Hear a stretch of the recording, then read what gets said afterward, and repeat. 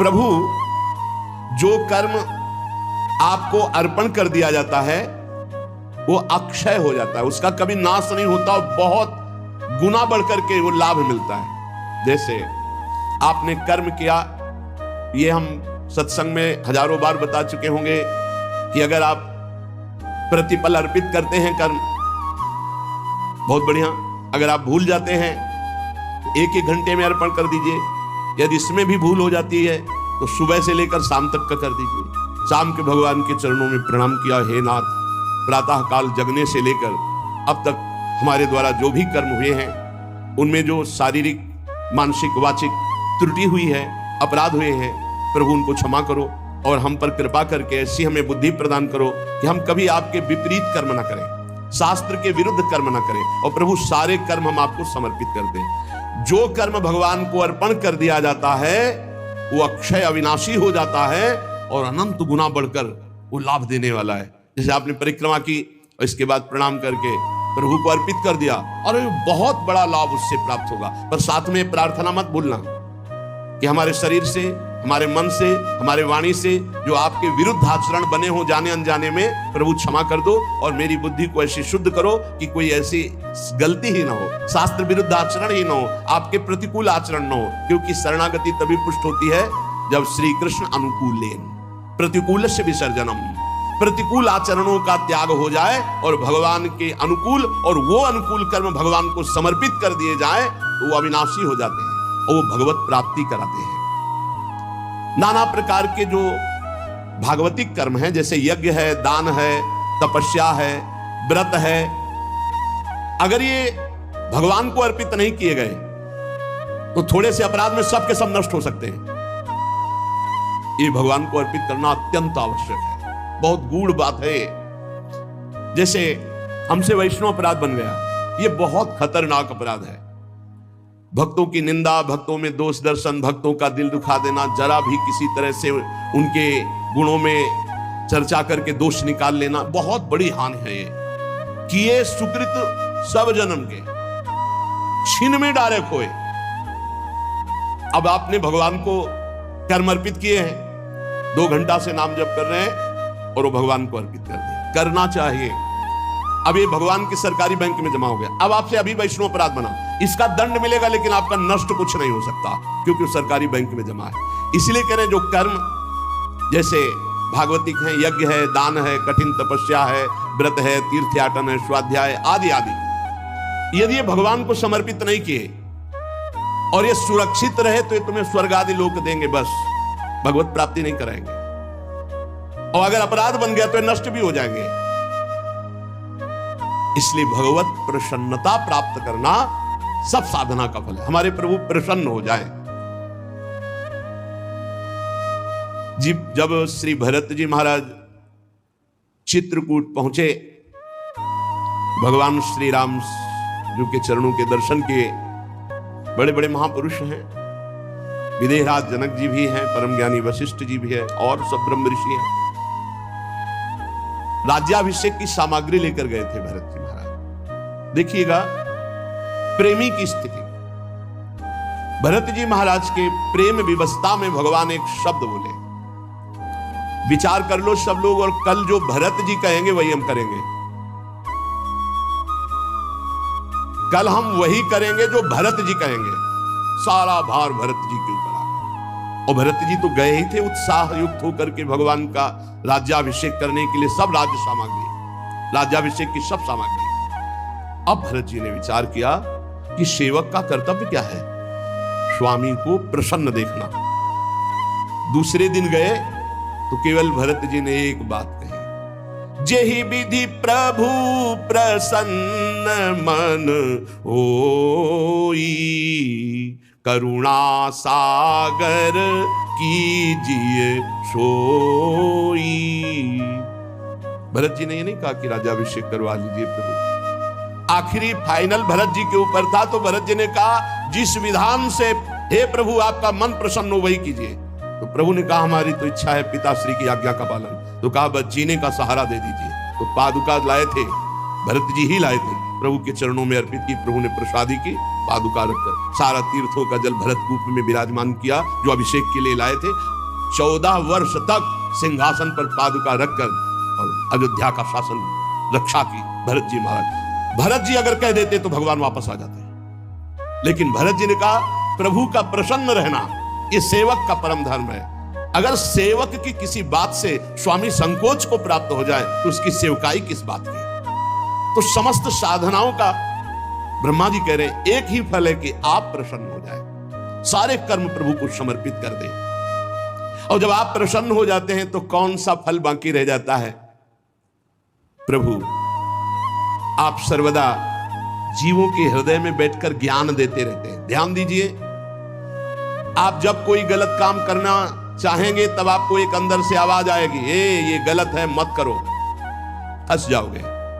सबके हृदय में देखो, ब्रह्मा जी कह रहे हैं हे प्रभु आप सबके हृदय में ज्ञान प्रदान करते हैं, गलत मार्ग में जा रहे हो मत करो, लेकिन कोई नहीं सुनता प्रभु की बात और फंस जाता है, दुर्गति को जाता है। सब देख लो अपने हृदय में, सबके हृदय में हमारे भगवान जगत गुरु श्री कृष्ण चंद्रजू, वो भगवान की आवाज होती है जो अंदर से कहती है गलत है मत करो।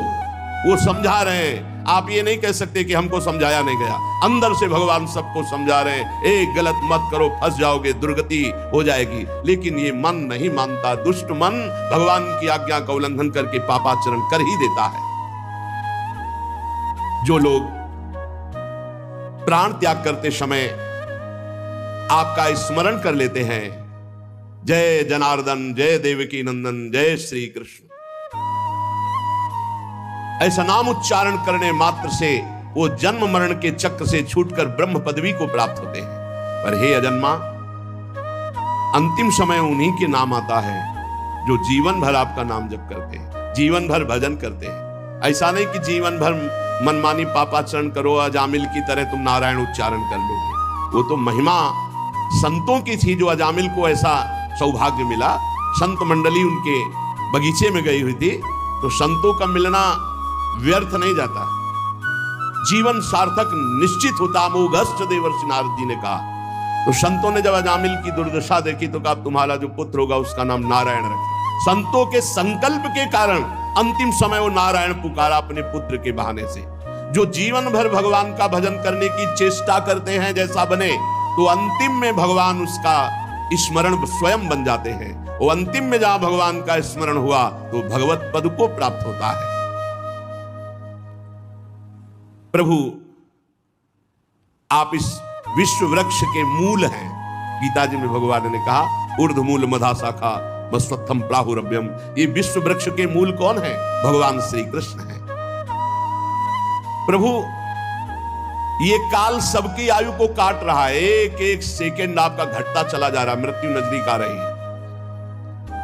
यद्यपि मैं सत्यलोक का अधिष्ठाता हूं, हमारी आयु 2 परार्ध है, समस्त लोकों का बंधनी हूं, फिर भी मैं ऐसे ही डरता रहता हूं जैसे मनुष्य डरते हैं। किससे? काल चक्र से। उसी से बचने के लिए मैं हर समय आपकी आराधना करता रहता हूं। प्रभु आप पूर्ण काम हैं, आपको किसी से कुछ नहीं चाहिए, पर जो आपका स्मरण करते हैं आप बचा लेते हैं, इस संसार के काल चक्र से उसको बचा लेते हैं। आपके नाभि कमल से हे भगवान मेरा जन्म हुआ, मैं त्रिलोकी की रचना करना चाहता हूं, और आप भी जग चुके हैं, अभी तक आप शयन कर रहे थे। अतः प्रभु मेरी बुद्धि में ऐसी सामर्थ्य दीजिए, ब्रह्मा जी कह रहे कि जैसा मैंने पूर्व काल में मैं रचा था जगत वैसा रच सकूं।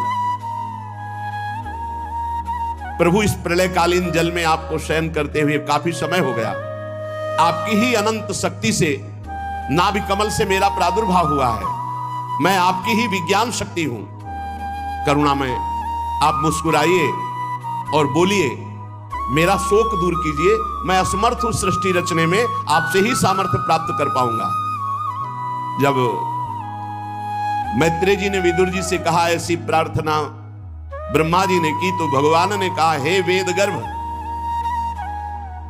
जो मेरी आराधना करता है वो विषाद के योग्य नहीं रह जाता, तुम्हें विषाद नहीं करना चाहिए क्योंकि तुमने मेरी आराधना की। ध्यान दीजिए, जो श्री भगवान की आराधना करता है उसे विषाद नहीं छू सकता।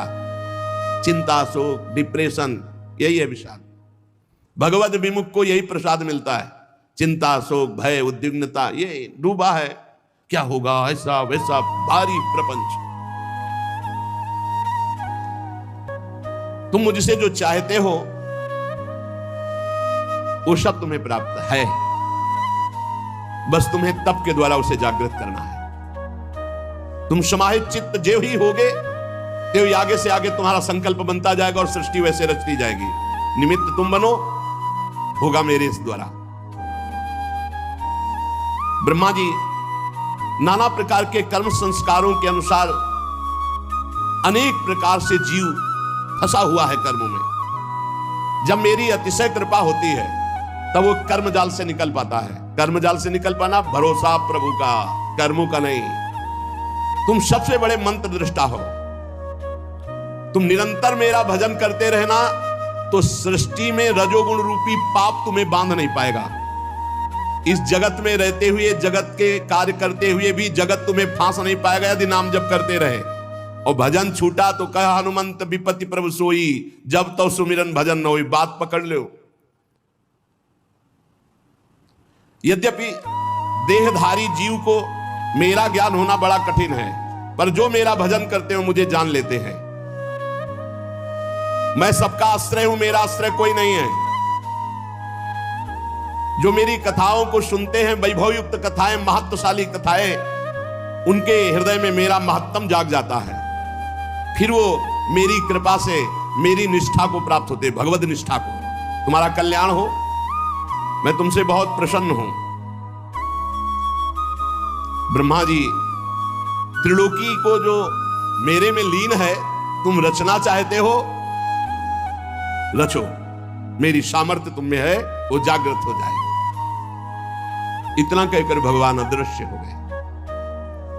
देखो, अर्जुन जी से भी कहा था तुम निमित्त मात्र बनो, मारे तो मेरे द्वारा गए। ब्रह्मा जी से कहा तुम निमित्त मात्र बनो, कार्य तो सब मेरे बल से हो जाएगा। ऐसे ही भक्त देखता है कि वो निमित्त मात्र है, उत्तम साधना केवल भगवान के बल से हो रही, भगवान ही साधन है और भगवान ही साध्य है, तभी अहंकार छू नहीं जाता।